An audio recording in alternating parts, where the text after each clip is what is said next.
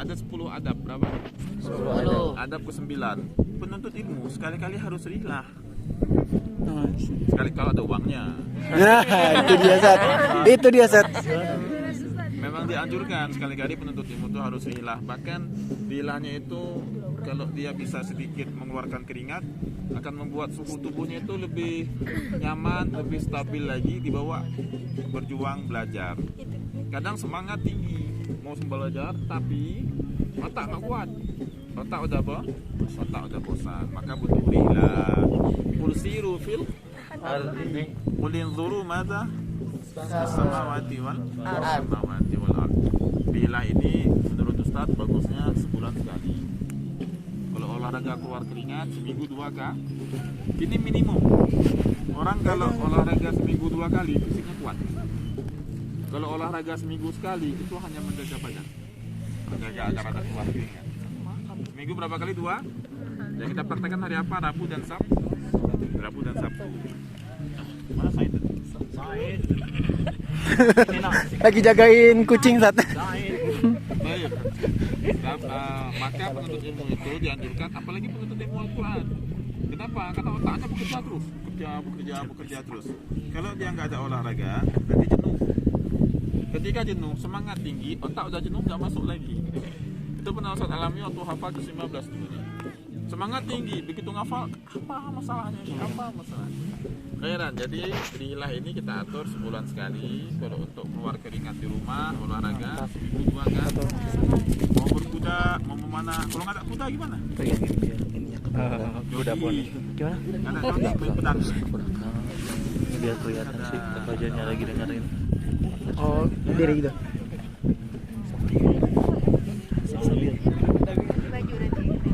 Pedang apa Sat? Main pedang apa tuh? Pedang pora.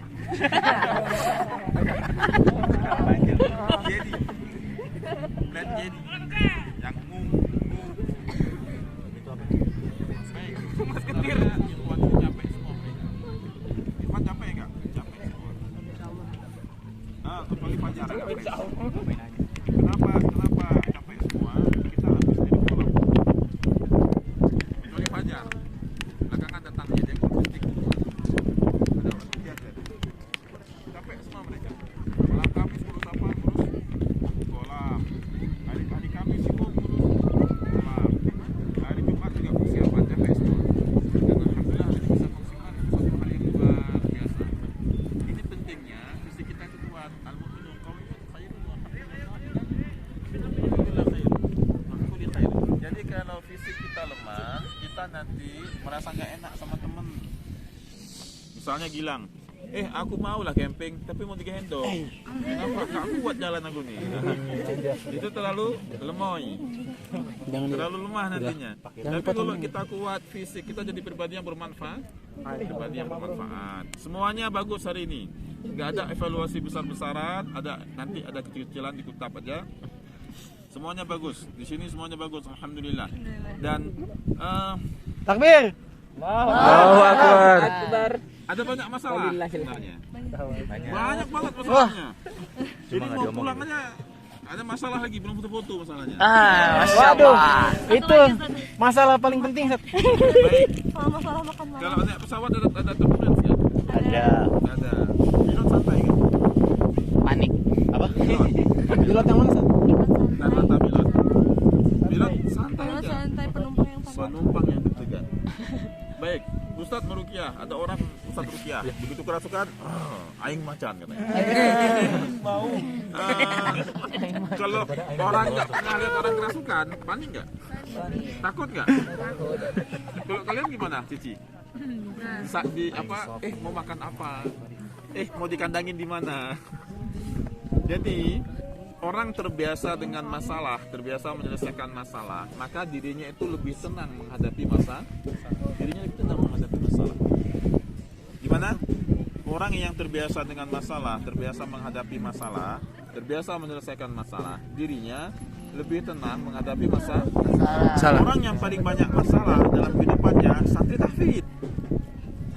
Masalah apa? Hilang lagi hafalan, lancar lagi. Hilang lagi, lancar lagi. Hilang. Masalah nggak itu? Masalah.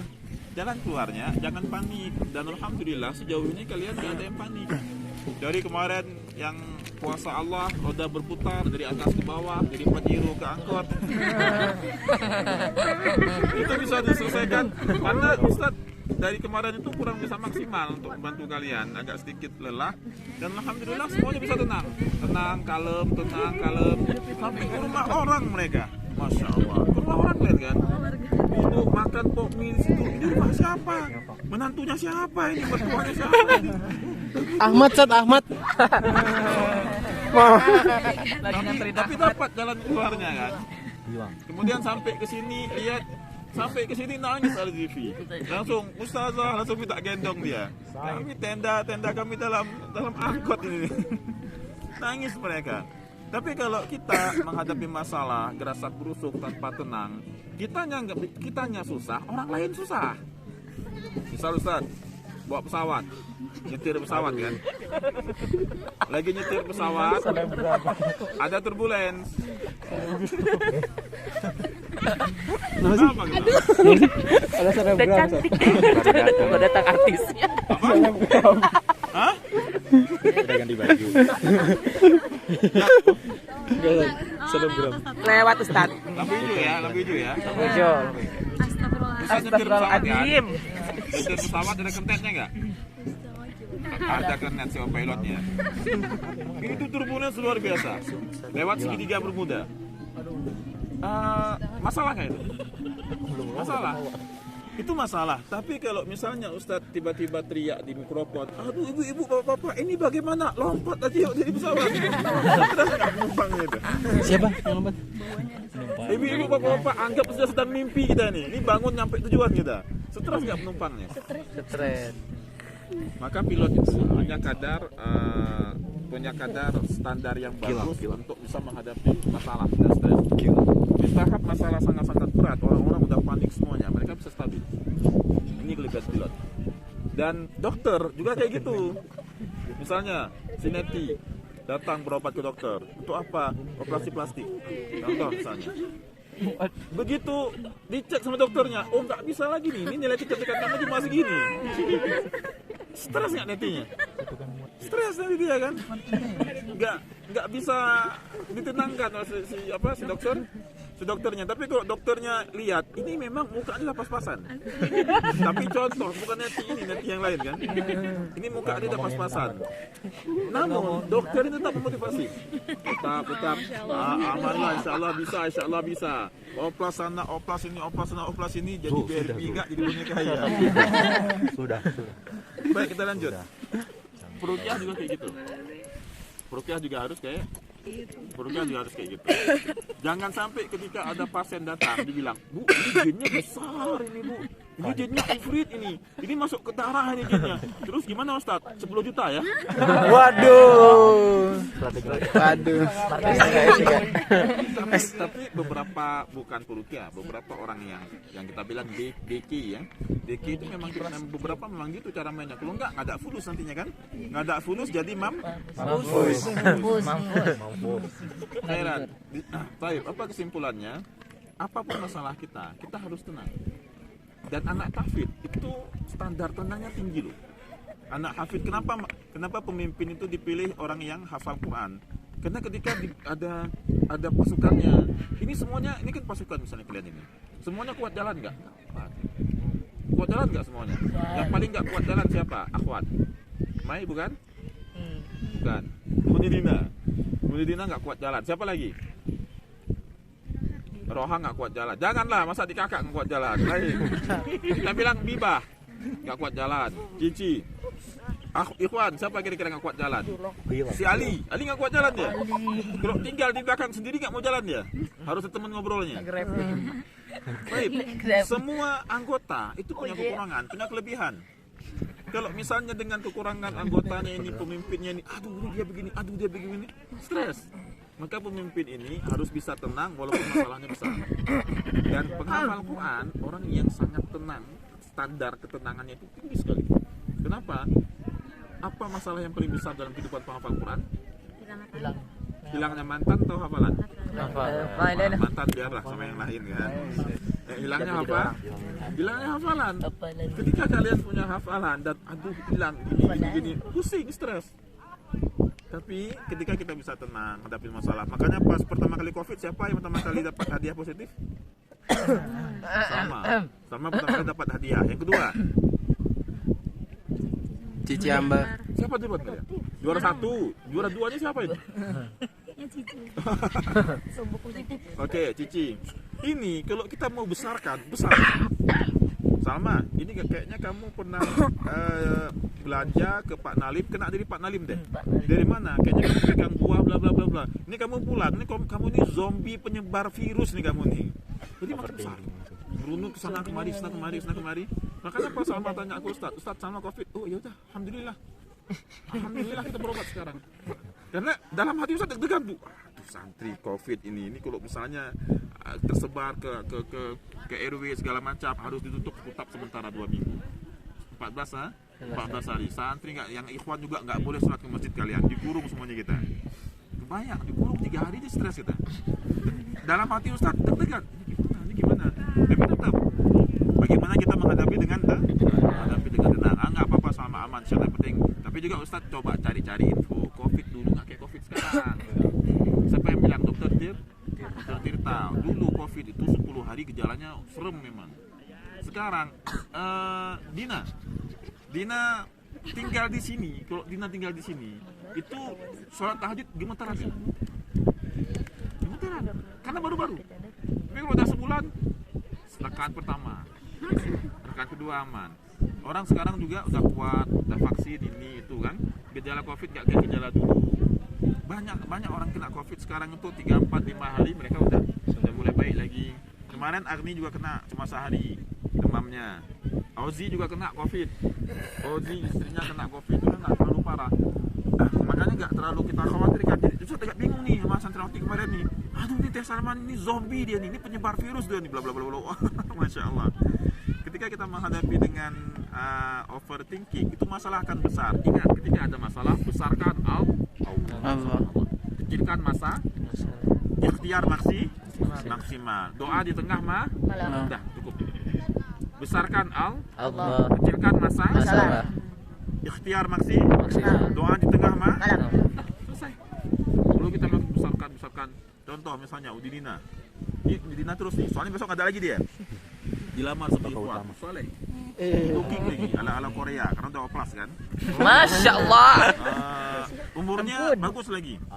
Penghasilannya 3 kali UMR. Jangan tolak nih Dina nih. Enggak datang lagi yang kayak gini. Tiba-tiba di tengah jalan disalib dia sama akhwat lain. Begitu Dina lihat, saingan kayak gini, udahlah mundur pelan-pelan lah. Enggak cocok ini. Stres nggak Dina? Stres. Capek nggak? Capek. Kalau ini dibesarkan masalahnya, stres dia. Nggak makan, nggak minum, tapi senang juga. Turun berat badan kan? Bikin urusan kan? Maka cara kan akan datang yang lebih Sabar. Yang pertama yang saya sampaikan, apapun masalahnya, hadapi dengan tenang. Sebenarnya masalah COVID dari tahun lalu Roha sakit parah, si Siva sakit parah, mau tes swab dan dia. Saya kumpulin kan di rumah waktu itu. Di rumah saya bilang, ya kalau positif terus kenapa? Positif udah isoman. Apa yang kita kontrikan? Kalau positif nafas, kalau positif Roha, kalau positif nafasnya jangan ke arah kutub. Nafas ke depan. Biar nggak ke belakang nantinya. Enggak kayak gitu juga. Jadi jangan terlalu kita besarkan masalah. Dan alhamdulillah dari kemarin kalian tuh banyak dapat masalah. Untungnya Ustaz nggak tahu apa nggak ingin dibesarkan karena udah capek atau memang udah bisa untuk memanage masalah. Oh bisa. Ini merupakan didikan dari Allah yang tidak kita dapatkan kecuali dengan pengalaman. Ini rahasianya Tiffany, kenapa pemimpin itu dipilih Rasulullah ahlul Qur'an karena dia terbiasa menghadapi masalah. Masalah dengan hafalan. Jadi kalau hafalan kalian nggak lancar, happy aja. Oh Allah sedang mendidik aku sekarang. Tapi jangan setahun cuma nambah 1 ayat. Rozan 90 menit 1 ayat, masya Allah. Galau mungkin dia. Mikirin si Korea tadi. Baik, kita lanjut yang keduanya ya. Yang pertama, alhamdulillah untuk menghadapi masalah kalian bagus semua untuk hari ini. Capek lu ngurus anak. Apa ya, kan? Masya Allah. Ustaz nggak bilang mereka dari Saya sebagai walinya Ustaz Alul Quran. si Karena siapa? kita Alul Quran. Zivi. Kalau lihat orang Alul Masya Quran Allah. itu saudara Ajib. saudara Orang kita. tuanya. Haji, Pak. Kita Alul Quran. Kalau lihat Alul Quran itu saudara kita. Saudara kita. Itu saudara kita. Jangan bilang ini Kang Novandi, jangan bilang ini anak UIN, ini anak Salman ITB, ini jangan. Selama dia Ahlul Quran itu saudara kita. Saudara kita. Selama dia Ahlul Quran, kalau dia punya kekurangan jangan diuji. Karena dia Ahlul Quran, buruk-buruk dia ada Al-Quran dalam hati dia. Dia bertobat besok selesai, derajatnya tertinggi. Kita nggak tobat-tobat, jatuh derajat kita. Jadi ini saudara kita semuanya. Gimana kalian melihat Al-Zifi, Zahra, pusing nggak? Baru sehari kan? Tiap malam, tiap hari ngadepin. Baik, itu yang pertama ya. Bagaimana kita memanage masalah. Kemudian adik-adik sekalian, kita nggak tahu rumah kita miring. Kalau kita berada dalam kita tahu rumah kita miring, Maisarah. Kalau kita berada di luar rumah. Bagaimana caranya? Kita nggak tahu rumah kita miring kalau kita di dalam rumah. Kita tahu rumah kita miring kalau kita berada di luar rumah. Maka kalau kalian nanti sudah ngekos, sudah menikah, harus ada waktu untuk keluar rumah jalan-jalan, Mai. Bilang sama suami, minimal seminggu sekali ngebakso. Kalian suami nantinya seminggu sekali ngebakso. Ayam bakso. Janganlah bakso udah nikah, belum nikah di pondok bakso ke mall gitu, kemana ke puncak gitu. Ke Taman Langit, Ustaz. Taman Langit. Ketika kita keluar rumah, Gak ada langit. Gak ada bintang di sini, guys. fokus. Gak ada langit. Waktu bagi kita untuk melihat apa kekurangan kita selama ini di rumah. Karena kekurangan itu tidak akan terlihat kecuali dengan kita keluar dari rumah tersebut. Misal, Ustadz, tahajud kami masih belak-belakan, Ustadz. Amburadul. Apalagi, Ustadz, kami kurang disiplin. Majelis mulai jam 1:30, kami mulai jam 1:30 lewat 5. Ustadz sering berantem sama teman. Ikhwan, Ustadz sering berebutan makanan. Bla bla bla bla. Itu kita koreksi. Jangan cuma koreksi, cari jalan keluar. Cari jalan keluarnya. Dan masalah-masalah ini gak kelihatan kalau kita di dalam rumah. Akan kelihatan kalau kita di luar rumah. Itu yang kedua.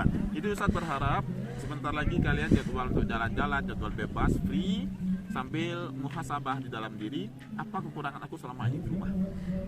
Apa yang harus aku tingkatkan? Apa aku itu kurang mancung, ini kurang ini. Kumpul uang lah, oplas.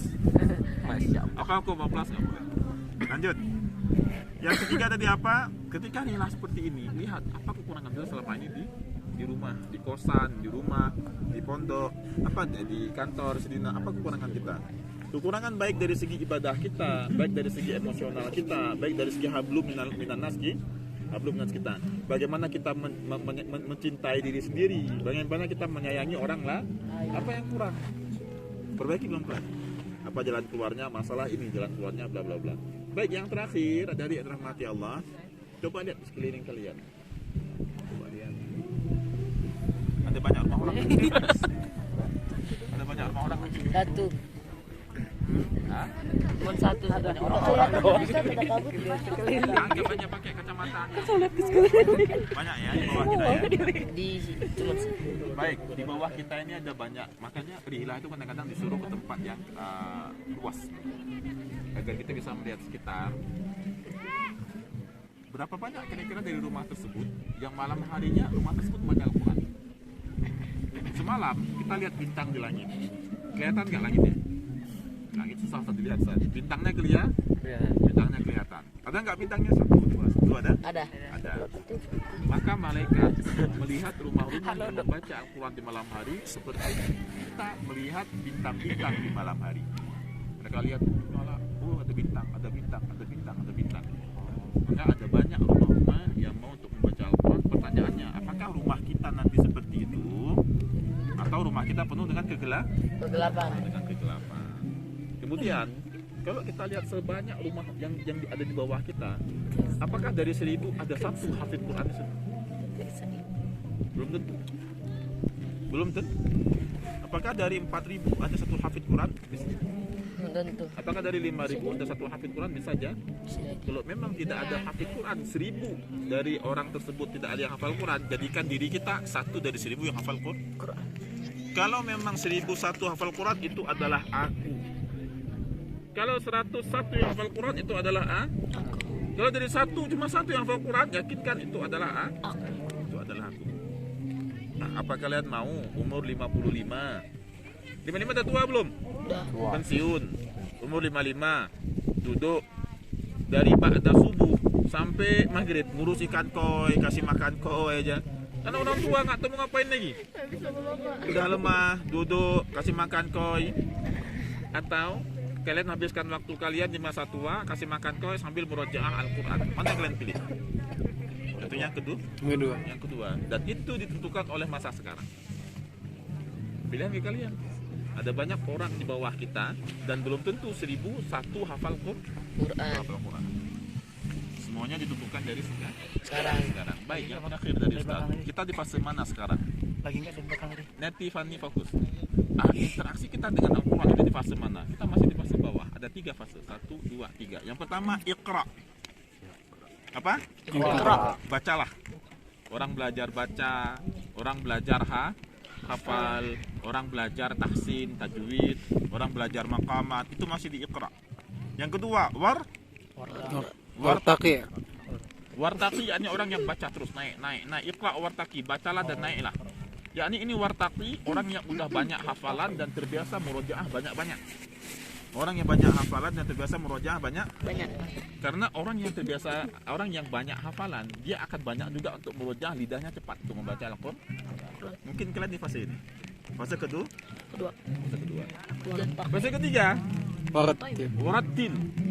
Warattil adalah orang yang mahir akan Al-Quran. Ketika dia baca satu ayat, dia faham ini i'rabnya bagaimana, ini maksudnya apa, balaghahnya apa, tafsirnya apa. Ini orang yang warattilil Qur'ana tartil. Karena orang yang warattil itu adalah orang yang sudah belajar. Di fase apa kita sekarang? Masih fase kedua. Tinggal ini siapa nih? Kurcaci 4 ini. Cici, enggak lah kurcaci, satu tinggi soalnya. Cici, Nora, Roha dengan Mai. Mereka mau menempuh tahap warattil. Mizan, Ahmad, Hanif mau menempuh tahap Ketika kita ingin bersahabat dengan Al-Quran, jangan lepas dari 3 fase ini. Iqra hanya membaca menghafal, wartaqi banyak dia murajaahnya. Warattil orang yang mahir akan Al-Quran. Wa anzalna minas sama' ma'an fa akhraja bihi barakallahu fikum. Barakallah. Takbir. Allahu Akbar.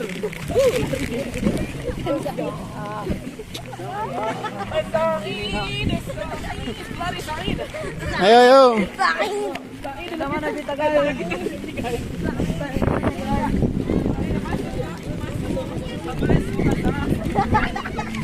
Banyak lalat. Apa ini? Allah Akbar.